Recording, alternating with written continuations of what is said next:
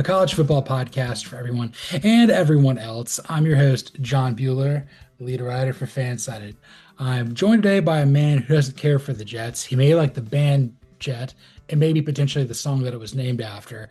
Whether he's part of a band that's on a run or he's literally been banned on the run, live and let live. Cody Williams, content director, fansided.com. Live and let die. Lives dead. How you doing? Doing good, man. Glad golf's gonna be 72 holes from now on. It's a good Uh, thing, man. Also, Jet is a good band. Jet's a really good band. I underrated early 2000s band for sure. yeah, are you gonna be my girl? I don't know. I said, "Are you gonna be my girl?" Look what you've done, cold hard bitch.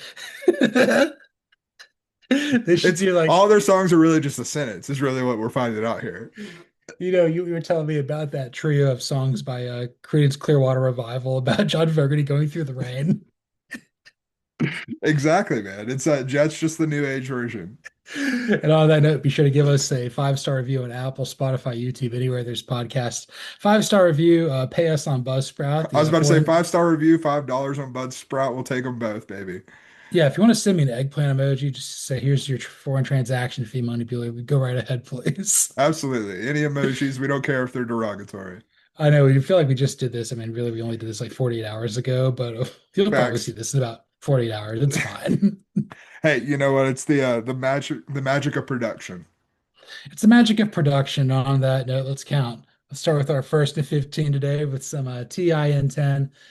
Our 10 favorite picks made in the 2026 NFL draft. There'll probably be some overlap. I don't know.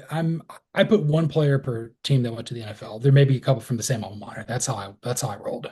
Yeah, I honestly didn't even factor in alma mater. I tried to just mix up like by NFL team more or less. So yeah, I think we went about this a similar way. All right, who you got at 10? I really like Dylan Thieneman to the Bears. And like I think that where they got him, and you lost Jaquan Brisker in free agency, as well as Kevin Byard, who wasn't particularly good at this point in his career, but Brisker was. And I think Thieneman's just a guy that's going to come in and just do everything that they need. And I think getting him at 25, like he was probably a top 20 prospect in this class. I didn't have that one listed, but also the Minnesota Vikings are in shambles because the Harrison Smith replacement now plays for the Bears. Right. And even though you lost Ian Cunningham, I think Ryan Poles has kind of figured it out. He's kind of Mhm. like me. He sucks at everything when he first starts out, then he becomes a genius. That's right. And like I truly don't think you can discount the like Ben Johnson being in the room. Like I know he's an offensive guy, but I think he also has a good head on his shoulders about like how to build a football team. And also Ryan Poles, I mean, he's not that big of a dummy. He had to deal No, with some Bears stuff. Kevin Warren's still in the organization, but like that's right. he learned from Brett Veach, and Brett Veach is pretty smart. 100%. Pretty smart dude. And I think Jason Light's a pretty smart dude because at number 10, I've got Keontae Scott going to the Buccaneers. Dude, I do like the Keontae Scott pick. I have another Bucks pick coming, but I do like the Keontae Scott pick. I like it a lot. I wrote about this for Kane's Warning over earlier the week and whatever. I don't even know what day it is anymore. I think it's Wednesday, maybe. I don't It's, know. dude, I've worked 10 of the last 11 days. I have no idea what day it is. I know. I've been in Germany, man. I don't know what's going Yeah, on. My body's failing me. Like I'm Brendan Fraser in the whale. it happens. Yeah, I can't do the face, but Too, that's how too it much, is. too much schnitzel, you know? Yeah, they call me John Schnitzel for a reason. Uh, they don't. They shouldn't. Please don't. Uh, I was but gonna put the that on the title card of the episode. John Snitchell, the lead writer.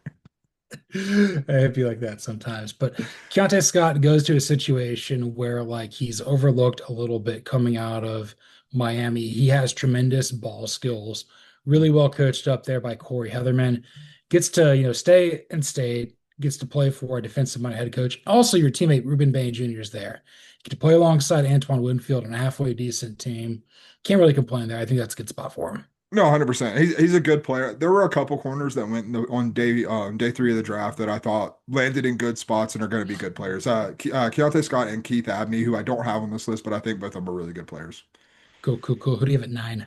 I went high on the board, but I just want to be complimentary of it. Arvell Reese to the Giants at 5, man. Like, you didn't overthink it, and you got maybe like one of the two or three best players in the draft. Like, and plain and simple, like the Giants needed a player who was that talented to come into the building.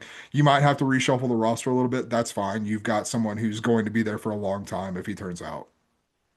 I had another pick from the Giants to probably know what that one is coming up a good bit later. But again, I liked Arvell Reese here. You basically make the Jets look stupid for taking David Bailey. Puts David Bailey in a really awkward spot. Mhm. That's not fair to him. But Darren Mouget, I think is a better GM than Joe Shane. But obviously, John Harbaugh is running laps around Aaron Glenn sleeping in his booth up there in Indianapolis. Yeah, how many hours was Aaron Glenn awake for the draft? That's the real question. And he's the koala bear of the NFL. That's right. Yeah, I definitely love that pick as well. I think that this is you get a stud for the Giants who had one of the best drafts out there. Mhm. Love that pick. At 9 for me, I've got actually a player of the Jets took. I got D'Angelo Pons coming out of Mm. Indiana. Yeah, that's a good call. I think this goes to Muji being a good GM, I think. And this is kind of a saving grace for Aaron Glenn. It's like, hey, here's a former cornerback who has ball skills like you did. You're better more physically gifted than Pons is. Pons just makes more out of talent. And I think, look, I don't think Aaron Glenn's gonna last beyond this year. And if it's the fan of Minnesota, guess where Kevin O'Connell's gonna work? And guess who's gonna keep on his team? D'Angelo Bonds. Yeah, I mean, D'Angelo Pons is going to be in the NFL for a very long time. Like he's a dog. He's an absolute dog who knows how to play cornerback. Like, why don't you draft that guy? I don't understand. Like, there's a lot of evidence from Indiana that he just knows how to play the position. And I mean, if the Jets didn't draft Cade Klubnik, which I think is actually probably the worst pick of anybody in the draft. What was worse, the Cade Klubnik pick or the Drew Aller pick? Because both are like equally bad. Well, Cade Klubnik dreamed about going to the Jets, and Andrew Fillipponi briefly quit his job. Those both just suck. It's I real can't believe it. bad. I can't believe we thought those were first round talents coming out this time a year ago. It's crazy to look at like also like where those two guys were drafted, and then to think Garrett Nussmeier like almost went undrafted. Like he was like 14 picks away from being undrafted. Yeah, I know it's wild, man. All right, who do you got at 8? At 8, this is kind of a dark horse, but Brennan Thompson going to the Chargers at 105. There are a lot of places in the NFL where Brennan Thompson's going to fail because he's slight framed and just super fast, not really like a polished wide receiver. I don't think that place is going to be with Mike McDaniel, who just wants speed on his offense. Like I think this is just a great fit for you. You look at what the Chargers have on offense, and they don't have anyone with like that kind of like game breaking speed. And I think like adding that element when you have guys like Quentin Johnston and Lad McConkey in the building with that running back room with Amarian Hampton and Justin Herbert, like I think he's someone who's just going to be like a nice piece to try to like complete what that offense needs to be. 100%. I was sitting there watching that pick. I think the Chargers had a good draft, mostly because Ortiz is a Ravens guy and he knows what he's Yeah, doing. right. Jim Harbaugh is a crazy autistic man, but he's really good at his job too. Did you see the Uh, Jim Harbaugh clip of I can't remember who he was on the phone with, but he would like said he wanted to FaceTime them, but he was on like the like landline and he didn't put down the landline while he's FaceTiming them, so it's incredible stuff. I wonder if you would have brought a brick phone to Tame Impala. 100%, 100%. I figured he's a fan of them. I think that would be a band that would blow his mind. Oh, absolutely. 100%. Like he's like, I don't know what they're talking about, but it's good stuff. Absolutely. It's the one thing he and I can rely on, but that's great. I kind of like Jake Slaughter is probably my favorite pick that the Chargers made, but Mhm. obviously with this pick, with Mike McDaniel being in the building, it makes it like a risk worth taking. And I think every team that wants to be good or aspires to be good needs to make a pick like this. 100%. And I mean, you made it in the fourth round, so like the risk is low. Yeah. Number 8 for me, this one does me no joy. I think Kristen Miller going to the Saints out of Georgia is massive for them. That was the first one off my list. I really like that pick.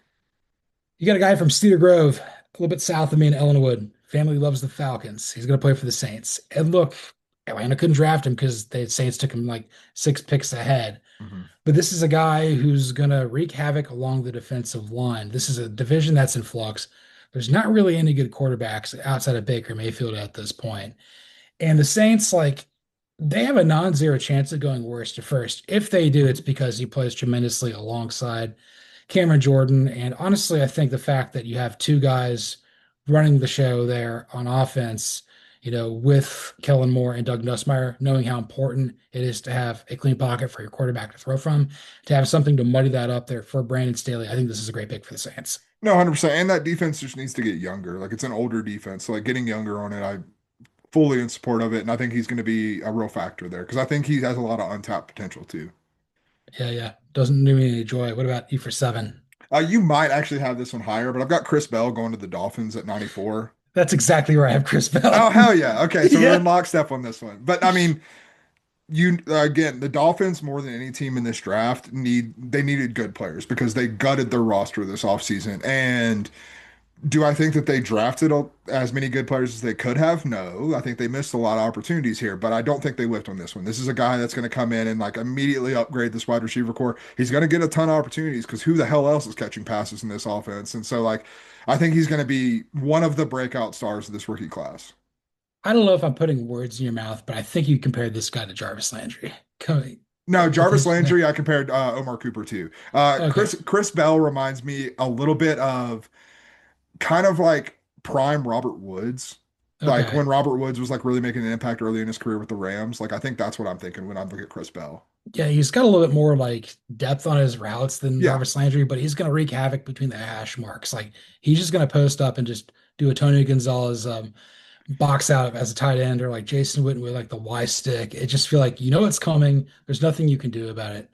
I think whoever is next quarterback for the Dolphins in 27, whether that's Arch Manning, Dante Moore, which I think it'll probably be him, or Mhm. Julian Sand, they'll get him the ball and he'll be great. I think this is a fantastic pick for the Dolphins. And again, this is a guy you're showing that like Jeff Hafley was a former college guy. He recruited all these guys.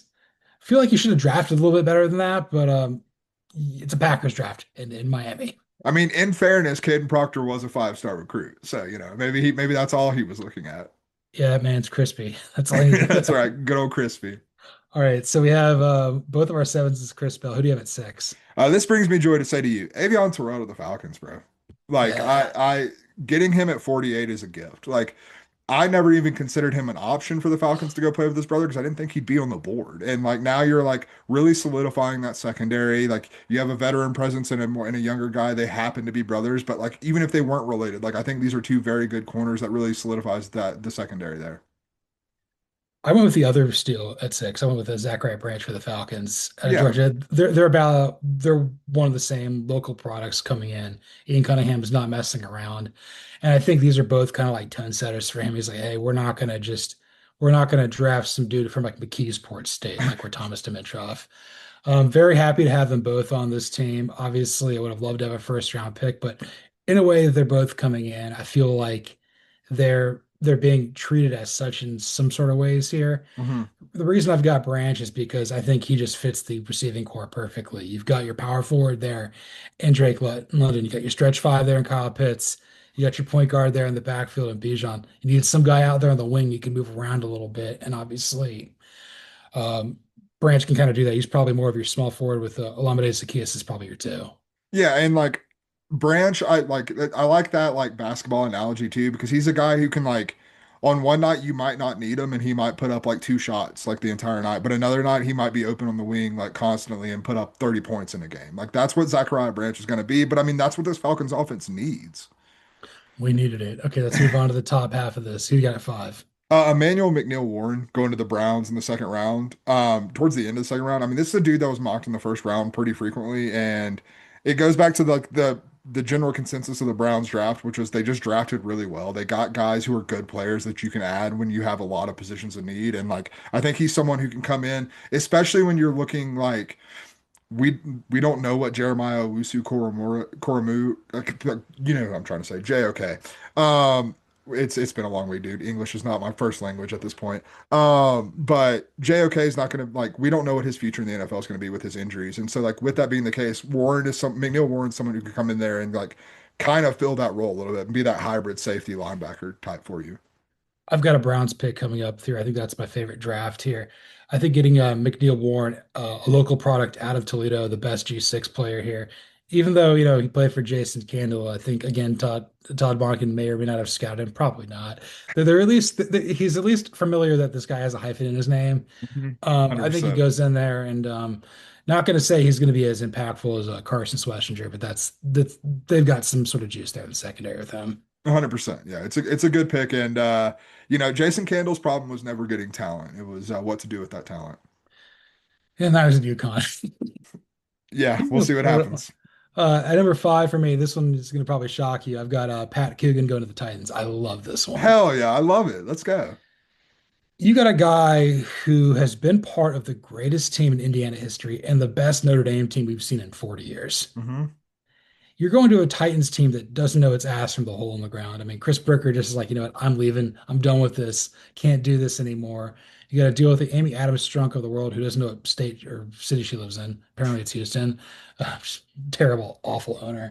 Anyway, like, but Coogan's what's really hurt the Titans in recent years, besides like letting Vrabel go, Hmm. is you don't have the guys along the offensive line like Taylor Lewan. More importantly, you don't have Ben Jones anymore. And if you need Hmm. a player like that, who's a fulcrum, who just makes people around them better, an ultimate teammate guy, I think this will probably curry favor with Cam Ward, who I don't think is a leader. And I Hmm. think this will probably be a guy that will, be a really good locker room guy for a team that direly needs it so badly. Yeah, I mean it's almost like adding a veteran presence as a rookie in a lot of Mhm. ways. No, that's a good call. I like that a lot. All right. Who do you got for? I went with Sam Hecht going to the Panthers at 144. I think he probably starts at center for the Panthers, and you got him in the fifth round.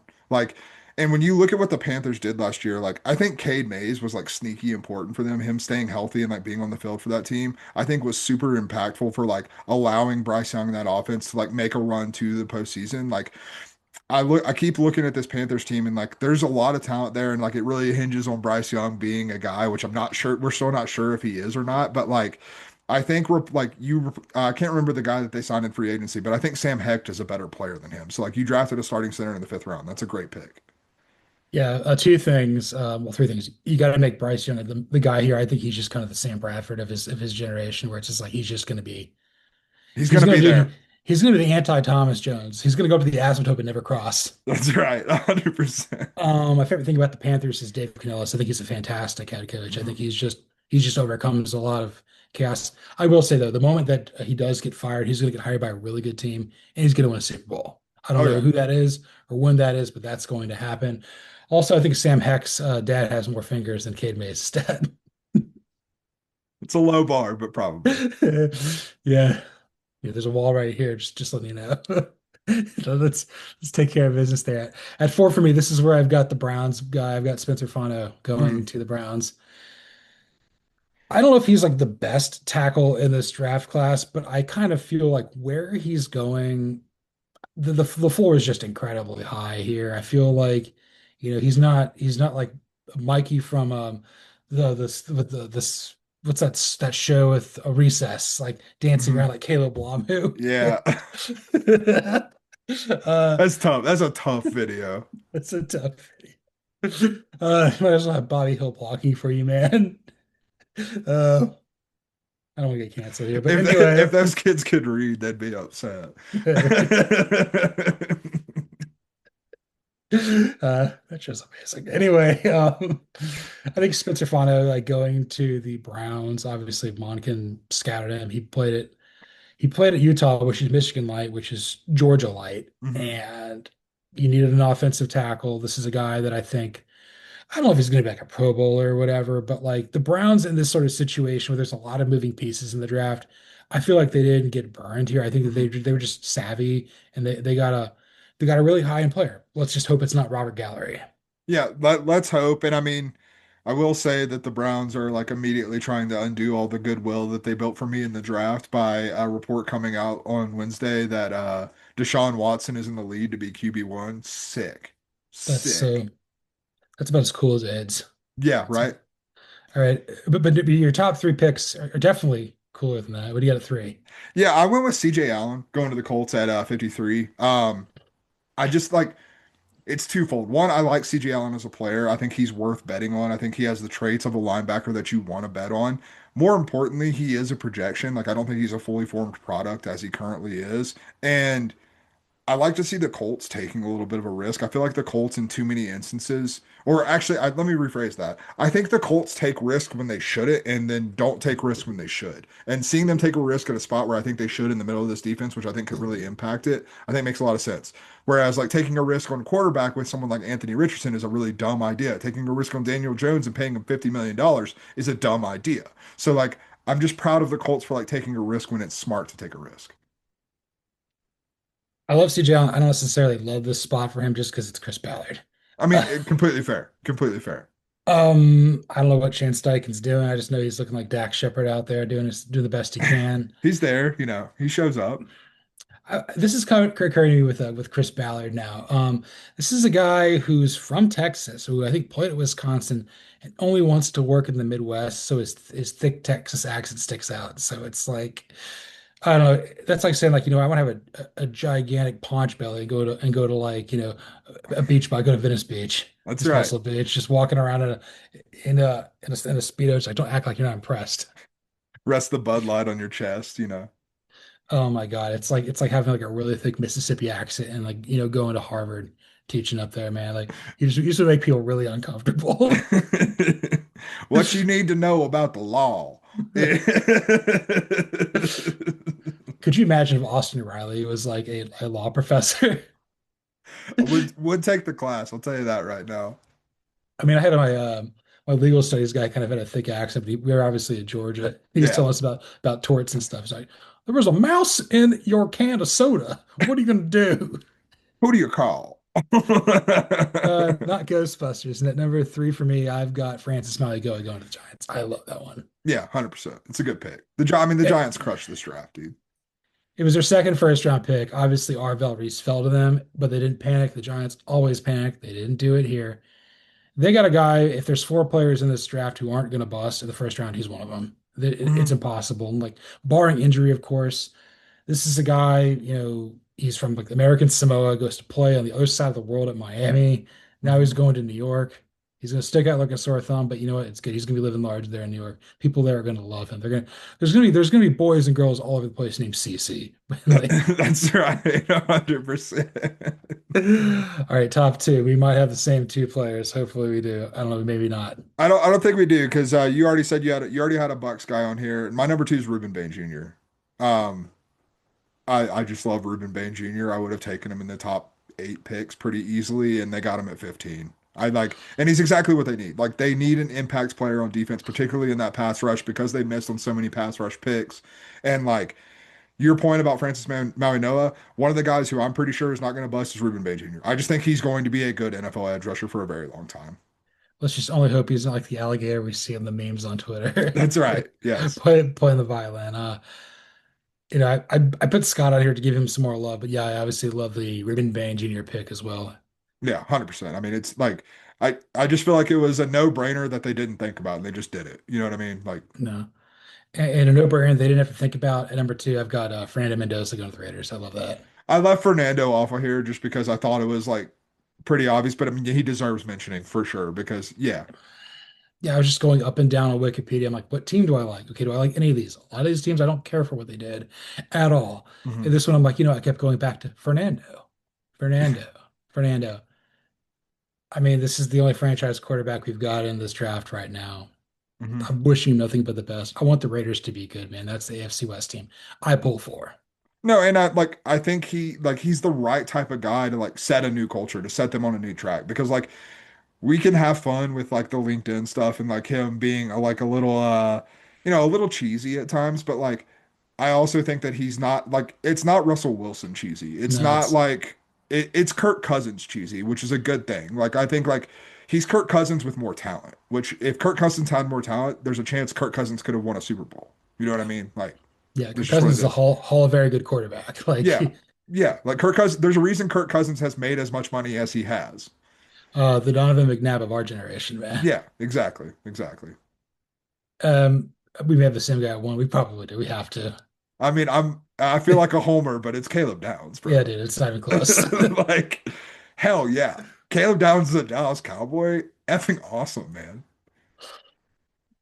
They should just give him the star. Like whatever like Jerry Jones gives people, whatever he gave Michael Irvin, he should just give it to him now and have Michael Irvin walk back to Miami on all fours like a dog.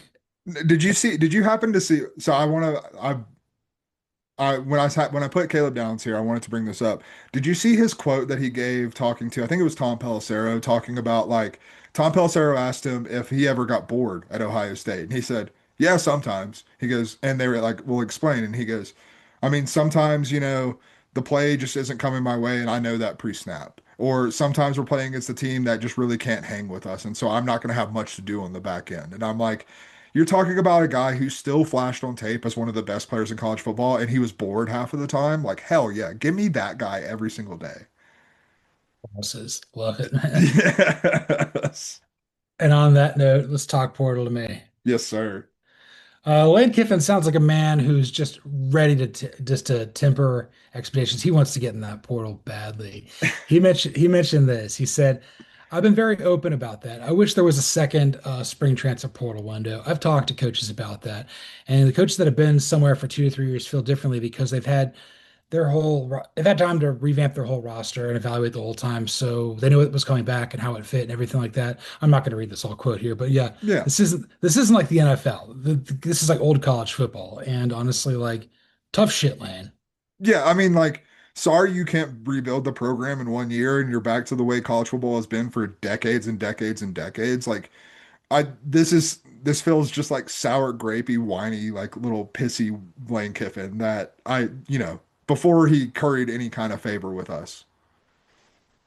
Yeah, this is kind of like taking his ball and going home, and hmm taking his golf ball and going home in Knoxville. I mean, and like to be clear, like I still think LSU is going to be good. Like you look at the Yeah, talent that they have added, like I think this is a good football team, but like this does feel like him being like, hey, if you're expecting me to win a national championship at LSU, that's probably not going to happen because I can't go tamper some more in the transfer portal. And I don't know. It just I guess where I really come down to it is like this didn't need to be said. Like I could have pretty much guessed that Lane Kiffin would love as many transfer portals to be open as possible. He would probably love an October window if he can make that happen. You know what I mean? Like, Lane Kiffin wants the transfer portal to be open 24/7. He wants it to be a freaking 7-Eleven. Like, that's what we're talking about here. And like, I just, I, it continues the offseason of Lane Kiffin ruining any image rehabilitation that he had done. I don't know if he's German, but he definitely rocks some lederhosen during Lane Oktoberfest. He's not drinking. He's going to hot yoga and lederhosen. Hot yoga and recruits houses, man. That's how he lives. That would stink, dude, because that's just a A lot of sweat. It's a lot of sweat. lot of sweat there. We should probably do this on our next episode. We probably do this with playoffs. You kidding me? We haven't been able to do one of those in a while, but Yeah. like we still think very highly of LSU. We don't have them as like a lock to get in there, but they're certainly among the 8 teams vying for like the last 4 spots in. 100%. Yeah, we're going to talk about early post-spring top 25 here in a bit and like I don't have them on here on any of like we're going to do Goldilocks for it, but like I like they would probably be a second just right if I had to put it in there because I don't think he has them at 9 and like I think that's the right spot. You want them I think they're in that 9 to 14 range. Like I think that's exactly where LSU's supposed to be right now. I guess like my last thought on this is like Lane, you can't have your cake, you need it too. You can't No. say like, oh, I can't win a national championship at Ole Miss. Well, they've won two in the 50s and Mhm. in the early 60s. You had the best year there in 60 something years. Like Mhm. you can do this. You were in the Final Four this past year. If you weren't a horse's ass, like maybe you could have beaten Miami and lost to Indiana like everybody else was going to anyway. Right. Could have been a runner-up at least, and you weren't even that. Yeah. And not even a bridesmaid, just Mr. Congeniality, Lane Kiffin. That's right. You're the drunk guy at the wedding that everyone's like, I don't remember his name. But like you go to LSU, you go to a state, I think neither state really has a lot of money. It's really kind of unfortunate that part of the country. But like Yeah. we're talking you're the only Power Four school in your state, although Tulane's a very close group hmm of six there. You don't have to deal with, you're in a more talented area. And then Mississippi, you got to deal with Mississippi State, who always recruits well too. hmm Also, you're the city you pull from predominantly in Memphis. Arkansas, Vanderbilt, Memphis, and Tennessee are all trying to get players from there too. No, I mean, and it like I wonder if this is a sign. Like, I do think largely this is a quote meant to temper expectations, but like I think also I wonder it does like give me a little bit of pause about what recruiting is going to look like under Lane Kiffin at LSU. Is it go like because like you can say a lot of things about Brian Kelly. He did recruit well. Yeah, Lane Kiffin's the portal king. He's hmm recruited decently out of high school, but like it's probably the same sort of thing. Like Steve Spurrier out of high hmm school, it rubs some parents the wrong way. But like my dad's like, you should play for him. You'd love him. Awesome. Lane Kiffin rubbing someone the wrong way. What are you talking about? I don't know, man. I don't know how he likes his porridge Goldilocks, but let's get on to that. Yes, sir. All right, set us up for this. Yeah, so Brandon Marcello of CBS Sports did his post-spring top 25. And, you know, one of the big impetuses for this came out on Wednesday, was the Brennan Sorsby news. So Texas Tech obviously moving down in the poll. Do you want me to read through the top 25, Bueller, or do you want me to do it for you?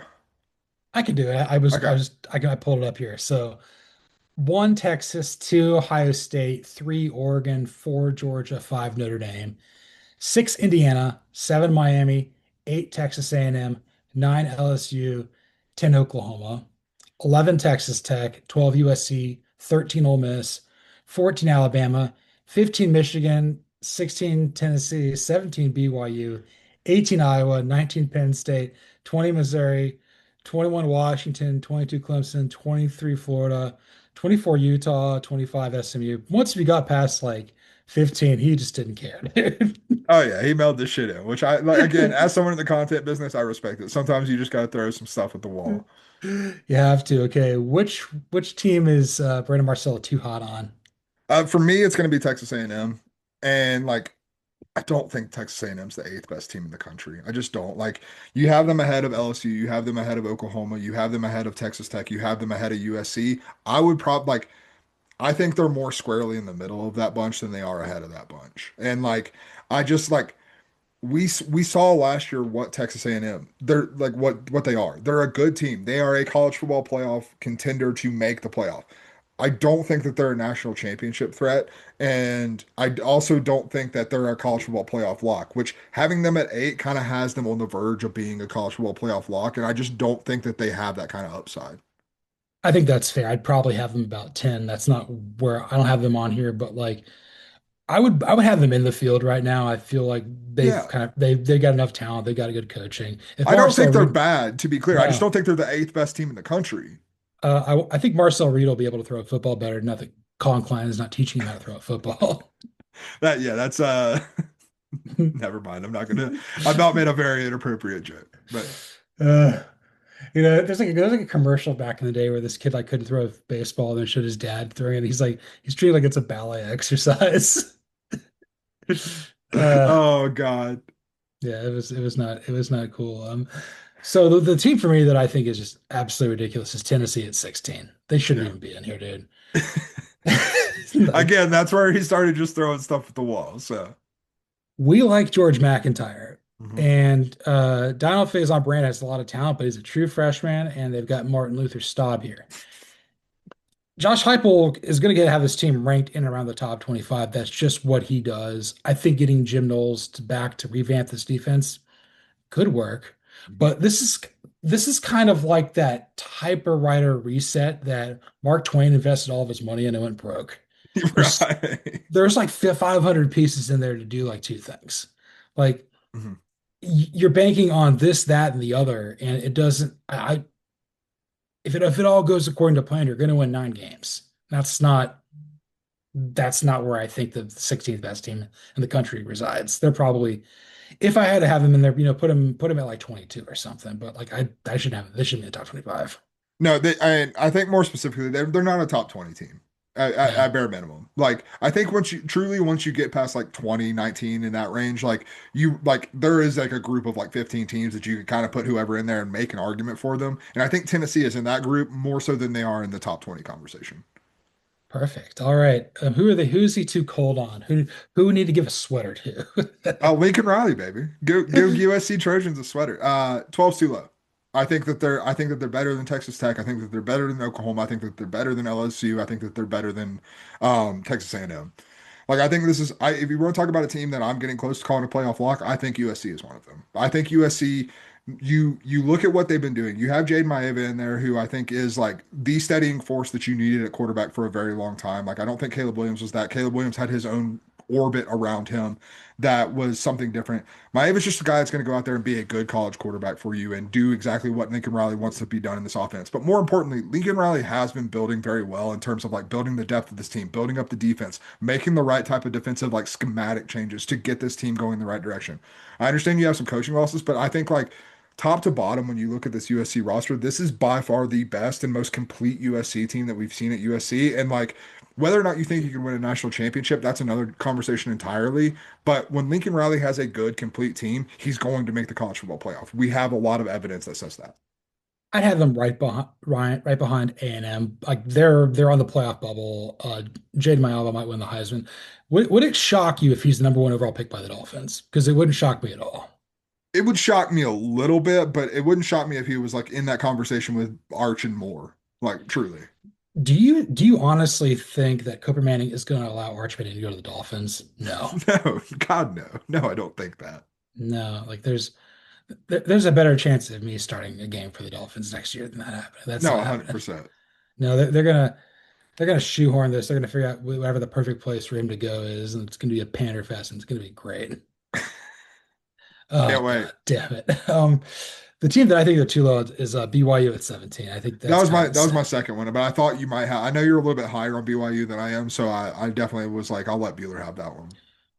With Texas Tech being in a state of turmoil and BYU being solid with Kalani Sitake having all that crumble cookie money, he's going to need some swig money to stay here too. Maybe some Delta points, maybe whatever we can get with from Real Housewives of Salt Lake here. But The Secret Lives of Mormon Wives paying big, baby.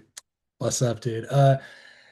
Bear Bachmeier is going to take a huge step forward this year in this offense. And I think that Utah, I'm not really sold on Morgan Scalley. I think there's some stuff that's kind Mhm, of leaking out there that I'm not too excited about. mhm. And if Utah is going to pull back, maybe slightly, and if Texas Tech pulls back, you go forward. I mean, you're talking about a team that could be potentially the number 8 seed. I don't think that they're going to be as high as Texas Tech was a year ago, but Yeah, like they're my pick to win the Big 12 right now. I think that that team's going to be fantastic. they're sure as hell better than Tennessee. I can tell you that much. That's all you need to know, and who's just right for you. Michigan at 15. I think Yeah. Michigan is right about the 15th best team in the country, man. Like we know what the talent level is. We know what the potential upside is. We have no idea how the hell this is going to work out. You're talking about a program that just went through a lot of turmoil, like not just the Sherrone Moore stuff, but you're talking about the Jim Harbaugh departure and everything that went on with that before that. Like I think Kyle Whittingham is a good person to be able to like kind of like settle that, but I don't know if that happens within the span of like 6 to 8 months. So like I think Michigan has being at 15 kind of gives them the upside to, yeah, we could potentially threaten to make the college football playoff, but there's also a chance that we might just be the 25th best team in the country. They're right there. Probably have them like a pick or two higher, maybe, but Yeah. like I would say their schedule's brutal. Oh yeah. They host Oklahoma in the non-conference. They host Indiana. Oh, and then they got to play at Oregon and at Ohio State within the 3 week span there in November. You need to win two of those games because if you don't, you're not making it. But if Bryce Underwood takes a big step forward, the ground game is supposed to be really good there in Ann Arbor. So maybe we'll see what happens there. I think with Marshall's the new running back, the guy who hmm basically told and then Savion Hyder, I think that's his Yeah. name. Yeah, And I it's mean, it's the defense is supposed to be pretty good too. So I mean, mhm. like, Michigan's going to play Michigan football. It literally just depends on how much Kyle Whittingham can like calm the tumult that's been going on in Ann Arbor, and how much of a leap Bryce Underwood takes. And one of the teams that Michigan may have to beat, it's my team for just right. That's Indiana at 6. Oh yeah, I like that one too. They're pretty much in lock territory to make the playoff, but they're probably the chances of them repeating, I don't see it happening because I don't think Josh Hoover's about it. Yeah, no, I think it's going to be a very good team that doesn't have Fernando Mendoza, essentially. Yeah, like they're going to be like an Elite Eight team effectively. Like, I just have this vision, like, the iconic picture of Fernando diving across the goal line in the national championship game. Like Josh Hoover's going to try something like that and fumble. Like that's what's going to happen. that quarterback who played for the Washington Sentinels that the scab that signed after instead of Shane Falco, the guy who slid the 1 yard line. That's Josh Hoover. 100%. Yeah. Like I just think I think that the drop off in quarterback is enough to like keep them from being repeating to your point. But like it there's a lot of evidence that says we should probably trust Kurt Cignetti in this staff. And I think so too. And I don't know if Kurt Cignetti or Kalen DeBoer speak German, and I don't either, but I was there. So let's do some do Hast or do Hast here. Hell yeah, brother. Will Alabama regret the Kalen DeBoer extension with the buyout doubled for the next 3 years? Like, I don't know the details of that. This is your pitch. What's going on with that? Yeah, so they gave him a raise to $12.5 million, and it basically secured like the big key detail that I found in it is that the buyout over the next 3 years is double what it was previously. And so like essentially it makes it very hard to either for Kalen DeBoer to either like leave or get poached by another program or for them to fire him for the next 3 years. And like my question was like, are they going to regret that? Because like we were talking about Kalen DeBoer going into the season, like this is kind of a make or break year, and now like you're kind of tied to him for 3 years. So I'll ask you first, do Haas or do Haas? I'm gonna go do Host two S's. I don't think they're gonna have regrets here. No regrets. No regrets, baby. And my thought process is this. The right head coach to lead Alabama has not presented itself. I thought it was Dan Lanning, but he'd rather just do nonsense up there in Eugene forever Tokyo with Dan, baby. They're headed to Tokyo. of course they are. With Titan and Tolton and whoever his kids' names are. The next one's uh, going to be named Tokyo, guarantee it. Book that. Kyoto Lanning. Oh my God. God. But DeBoer's fine. I think he could win a national championship there, but it's going to be singular, like Gene Stallings. I think Dabo's too crazy and old to take this job. Though I will say though, the one guy that out there that I think could potentially do it, if it gets weird there in the NFL and he coaches this team, and it does tend to get weird. If D'Amico Ryans gets let go, he's coming home, bro. Hmm. That would be really, really interesting. On DeBoer, I'm gonna go 1S predictably. Um, to your point, I don't think he's the guy. I My worry with DeBoer remains that I worry that we've seen the best of it. Like, I don't know if we're going to see better than what they've been at this point. Because, like, yes, he's recruiting at a high level, but, like, are you telling me that Alabama didn't have 4 and 5 stars populating the roster over the past couple years when he's not really gotten the job done? Like, I don't know if Kalen DeBoer at Alabama has the ceiling that Alabama fans are going to demand. And, like, it may not be after this year. Like this year may go fine, whatever. But maybe after the 2027 season, when you're still looking at like maybe another first round college football playoff exit, like you're gonna have those questions of, man, like, is this really the guy that's gonna get Alabama to be Alabama? And like I'm still not nearly convinced as I would like to be if I'm an Alabama fan. Look, I think quarterback play is going to be good. Whoever wins the starting job between Austin Mack and Keelan Russell is probably going to be pretty good. So just prepare for that because Ty Simpson was good and Jalen Milroe was good. So Yeah. like we're prepared for that. But you bring up a good point though. It goes back to your biggest issue with our kind of guys, and you don't think that that works there at Alabama. Whereas I'm kind of more like too many cooks in the kitchen. He's not he kind of panics in big spots there, and that'll probably prevent you from winning a national championship, or certainly two. But to get to like the SEC championship or make the playoff, like if you're kind of in that era right now, I feel like you're kind of treading water here, and I don't think that that's what Alabama fans want to hear. But that's kind of your reality. You're just kind of a slightly better version of Oklahoma right now. Yeah, and like I guess that's kind of my point. How long is that gonna fly in Tuscaloosa? If like if we put that on a billboard in Tuscaloosa, Alabama, they would probably riot. Like that's where we're at. Put it next to an Alexander Shinar poster. Yeah, like if I was like, "Welcome to Tuscaloosa, the Norman of Alabama," like people would be pissed. Dude, they would definitely be pissed here. You want to remember some dudes? Let's remember some dudes, man. All right. We're gonna remember some dudes who would have cleaned up in the NIL era, but they didn't have it. I've got four, you've got three. We're gonna I'm make sure some there's some champ. crossover here. There has to be. Maybe I went with some guys that like I had on my list of dudes to remember that I haven't remembered yet that I think would do it. There may not be crossover because I went all I over the went with heavy place. hitters, so maybe not. No. First guy is a mountain, and he's Mount Cody. Terrence Cody would have made a ton of money at Ooh, Alabama. yeah. This is a guy who I don't even know what he did in the NFL. He maybe a little more than like the Georgia Isaiah guy who fell down. Like, Right. but this is a guy who was in the middle of everything defensively for the Crimson Tide. in the early 2010s. Mount Cody, again, like Alabama defense at that point was just spectacular. You have the branding there. You would have seen him on like, billboards there all over Birmingham. It would have been great. Dude, 100%. That's a really good call. Like Mount Cody would have been really, really cool. Yeah. Get him like an REI sponsorship. That'd been sick. Put him over Mountain Brook there, dude. There we go. Yes, sir. All right, who's your first guy?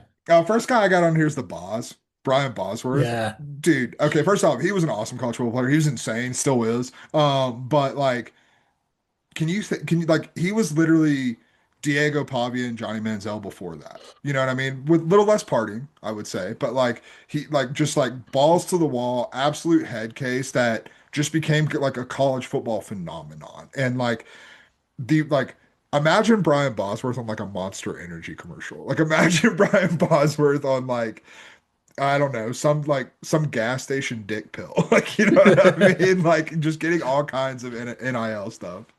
That would have been dope there. I've interviewed him. He is kind of crazy. He's also just he's gonna get now there with Fayetteville. He's the chef. He's does a That's great right, job. the sheriff. I do feel bad for him, but his shoulders were so shot. Like by the Oh yeah. time he's like, yeah, it was just people say he bust like, dude, his shoulders were just rubble at that point. Yeah, no, I mean I'm his pretty widely publicized steroid use probably did not help that. No, it did not help there. And I don't know if this next guy did steroids. He probably did, maybe. I don't know. I'm not gonna do a blasphemy. I'm gonna go with the guy who played for the second incarnation of the U. I've got Miami Hurricanes tight end Jeremy Shockey. Shockey would have cleaned up. So you got a guy who's from like I guess Oklahoma playing for the U, just looking like a professional wrestler out there, jumping around like he's Bret Hart. Just Yeah. so before him, I didn't really know that tight end was like a big position, like that could be a star. Like that would have been the position that I would have played. My cousin Pete, who's 6 years older than me, like played tight end high school and stuff like that. My uncle Johnny K, they're big Giants fans. He got drafted by them, and they were so Yeah. excited. Hell And yeah. I remember they were gonna make a shoe for him. It's called the Shocky shoe. And then Nike just stole it and made the Nike Shocks, which is one of the worst Pretty, shoes for your support ever. yeah, that's about how Shocky's NFL career went. But he would have been a stud there at like Miami, man. He was sick, man. He was so good. All right, what's your next guy? This is an obvious one. I just like it blows my mind to think of the amount of money this man could have made. Think of the money that Tim Tebow would have made in the NIL era. Like Yeah, there's man.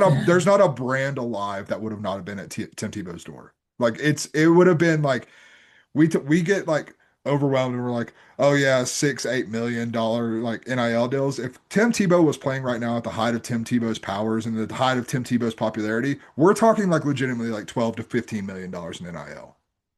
He would have made so much money. He would have politely told Elon Musk to F off. Yeah. He would have made Jeff Bezos eat a sardine off of his shoe, and he would have cut off an iceberg and sent Sergey Brin somewhere up there into the Arctic Circle. Like that's how much money this man would have made. No, legitimately. And like, here's the thing, like, I legitimately think Tim Tebow would have made so much money in NIL that it like would have actually sparked like legislation happening because he would have had so much power because of how much money he was making.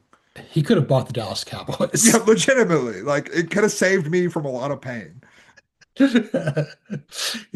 Swap out the star for the cross, man. That's Dallas Crusaders. Let's go.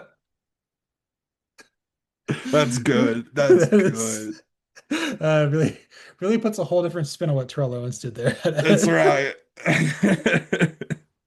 Next one up, I've already mentioned him on the show here. Former Kansas State quarterback Colin Klein. He would have made a lot of money there. Oh And yeah. just running. What people don't realize is he's like our age. Mhm. He was the best like fantasy college football quarterback you could have had for like 2 years. The K-State mask told like created a whole cottage industry around this guy. Colin Klein, you're tough. We know you're tough. Run the ball. Even though he's a total wuss of a person, I feel like he would have him and Bill Snyder going through a Taco Bell drive-through commercial. Come on, they would Oh, have done that. 100%. A hundred Yeah, percent. No, he'd have cleaned up, man. And like the sheer amount of farming equipment in Manhattan, Kansas that could have been sold by Colin Klein. or pushing stuff for like what they've got a big like Air Force base there too. Yeah. So he's got like a 3M sponsorship or something. He's got his sponsor from a defense contractor. They have like those generators with like GE and Whirlpool. Like he's just standing next to one. I run just like this GE right here. Get you a 72 mechanical reapers here from John Deere. That's right. Oh God, Clean that's a good one. That's a really good that's one. cleaning up. And what's your last one? Colt Brennan, dude. Yeah. Colt Brennan being like the phenomenon, being like playing in Hawaii, like I think he could have made just boatloads of money. Like if Hmm. and like honestly, he's the one like on this list that I like truly feel bad for because like obviously like things did not go well in life for Colt Brennan. RIP to the legend that he is. But like I wish he could have been set up more for life from NIL and stuff like that because man, he like if you weren't there, you don't like really appreciate like what a phenomenon. But like we're two guys that grew up on the East Coast, and like we know so much about Colt Brennan because we were watching like he was appointment television. It was like, oh, Colt Brennan's playing, and he's doing things that we have not seen in college football. This is awesome. My first game as a Georgia fan was Cole Brennan's last game in Hawaii. That was the Sugar Bowl. Keep in mind, Hawaii only plays like in Hawaii when they go to a bowl game, except Mhm. twice. They went Right. to the Sugar Bowl that year. Hell yeah, dude. It was sick too. I could have seen him like you see him on like the side of like a Hawaiian Airlines Yeah, dude. plane Absolutely. like Surfboard company. Hawaii Punch Del Monte pineapple man. He's thriving, Oh bro. yeah, dude. It would have been sick, man. It would have been sick. And this guy, just because his name's ridiculous, I got former Oregon cornerback Ifo Ekpre Olomu. It just you just I named my team the Ifo Ekpre Olomus once, and we Oh weren't very yes. good. And he was good at Oregon briefly, and he got drafted by the Browns and wasn't good at all. But like, just just just Nike slutting it out, man. Dude, Just do 100%. Nike, the same in any language. I don't even, and maybe sponsored by Little Caesars because that's the equivalent of what he was as a pro. Hey, you know what? LCs will get it done in a pinch. They've saved my life, man. Those They things are really good. have. I mean, look, you get what you pay for, but like if I'm eating a $5, $6 pizza, it's pretty good. 100%. And upon further review, let's get out of here with some stuff that we're watching. I mostly want to do this because I want to talk about Succession and Emo Batman. I also saw The Departed for the first time. So anything else you've seen that's good? I'm still watching Survivor. That's been most of my TV. Survivor and the Red Sox killing me slowly has all been. I will say one Survivor note, in last week's episode, uh, Jeff Probst competed in a challenge for the first Let's time, go. which was sick. And like he got like 7 minutes. It was some challenge where like you had to hold a bucket of water and like keep the rope from falling and like use your grip strength or whatever. He got 7 minutes in and was like absolutely dying. And he's like, "How do y'all do this?" And it was as a Survivor fan, it was really funny to watch because you've got like they brought back nothing but like legends for this season, and like you've got all these guys who have and girls who have like played with Jeff Probst before, just like giving him endless shit because he's like not doing well in the challenge. It was great. All right, Jeff, here's what we're gonna do. We're gonna throw you into a fire ant hill with It's- which one of you comes out of here with the least amount of bites in your body wins. Go. the best version of this would be like Fear Factor, but it gets turned on Joe Rogan, and Joe Rogan has to do stuff that's terrible. How would you like a bumblebee on your crotch? That's right. All right. The Departed's good. I watched that. Mhm. I did not watch it for the longest time because there's a guy in my 11th grade Spanish class who talked about it nonstop. Like that was his personality. Like some people, The Office is a personality. That was his personality, and his personality sucked. So I just couldn't do that anymore. But I eventually watched it. I'm like, this is cool. It's nice to see Jack Nicholson doing movies back then, new movies I haven't seen before. He's so good at that movie. He's unhinged, but it's great. It's absolutely fantastic. I don't know if emo Batman's good. I've seen it twice. I'm just kind of like Robert Pattinson's just. I mean, I don't know. The best person in that movie is John Turturro, and they killed him. Yeah, John Turturro, and I think Paul Dano is pretty good in it too. Like I like Paul Dano as the Riddler. But like really like I think it's a fine movie. I've seen it once. I saw it in theaters, and I'll probably watch it again at some point. But like I have no like burning desire. Like all three Nolan Batmans are better. Like Yeah. there's no question about that in my mind. I will say though, the first Nolan Batman, Batman Begins, was kind of had like relatively lukewarm reception, and then Mhm. The Dark Knight's like the greatest thing to happen to Batman since Adam West, I guess. Yeah, right. Then obviously I love Bane with the Yeah, of course who doesn't? before I gotta talk about Succession. I just got Yeah, to come on, man, hit me with it. there's just you have to watch this show, and because like you're doing this show with me and you're gonna be my wedding party, That's right. and the woman I'm marrying like loves the show as much as she loves me and Kevin Parker. So Hell yeah. this is a yeah, it's part of my list and everything like that. Watching it through the second time, Kendall Roy just can't get anything right. He's like, is this what a cool person would do? So you're gonna have to tell me which one's Kendall. Like to give me the actor. I know the actors, I Uh, just don't know which one plays which. Jeremy Strong. So he's the Oh, hell yeah. oldest. He's the oldest of the three siblings from Logan Roy, played by Brian Cox's second Right. marriage. The oldest son. I'm the oldest son is Alan Ruck, aka Cameron Fry from Ferris Yes, Bueller. sir. Yeah, you see, I know all the like I just don't know their character names. I know all the like the actors in it because then you got Karen Culkin in there as well. Like I'm with you on all of this, and then I know the female is Shiv, right? Yeah, Shiv, Okay. short for Siobhan. Yeah. So uh, she's played by Sarah Snook, and then Mhm. her husband in the show's Tom Wamsgans, is played by Matthew McFadyen, who's going to be in that new show with Elizabeth Banks or something. Or I don't something. I don't know if it's going to be good. It's kind of like Honey, I Shrunk the Kids with Tom Wamsgans. Oh, the miniature wife, that one? Yeah, Okay, yeah, yeah, that one looks yeah. a little weird. I don't know if I'm into that. No, no, but there's Logan Roy just hates everybody. He says F off to everybody constantly. Second time through, I didn't realize that's his salutation. Like he sends like emails like F off.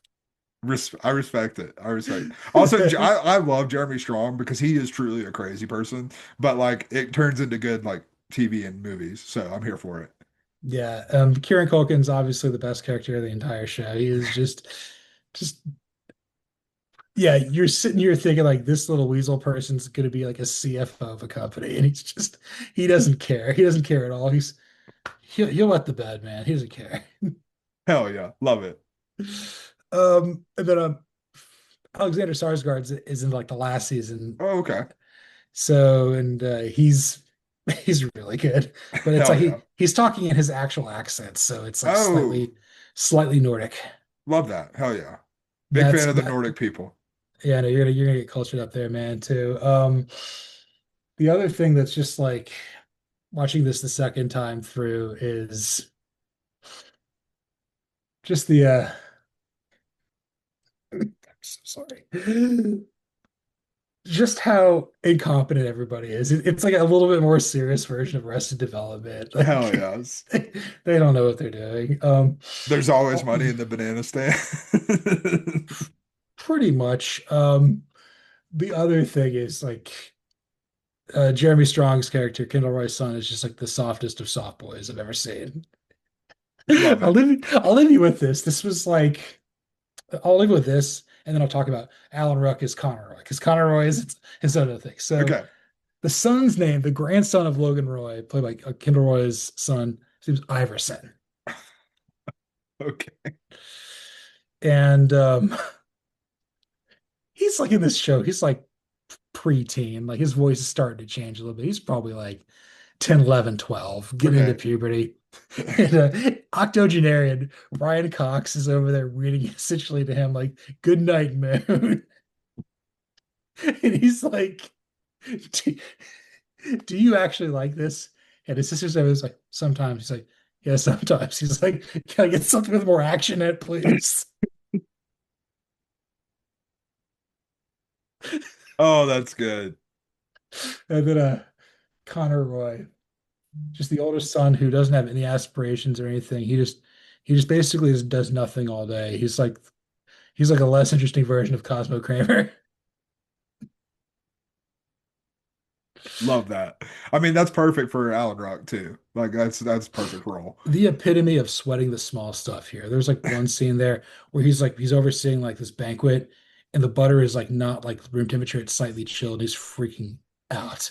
He's running around telling everybody, sorry about the butter. God, I know people like that too. Yeah, they want to be president of the United States like he does. Well, probably not. I don't know if they're qualified, quite frankly. And I don't know if we're qualified, but this was episode 270 of False Start. You can follow me, John Buhler, on Twitter at the X at Buhler118. You can follow Cody Williams at the Sizzle20. You can follow the show at CFB False Start. Like, rate, listen, subscribe, review on Apple, Spotify, YouTube, anywhere there's podcasts. Give us a 5-star review. There's like 5 Roys in the show. The Falcons had 5 picks. They turned it into 6. There's 5 points on the star that the Cowboys have, but there's only like Only four on the cross.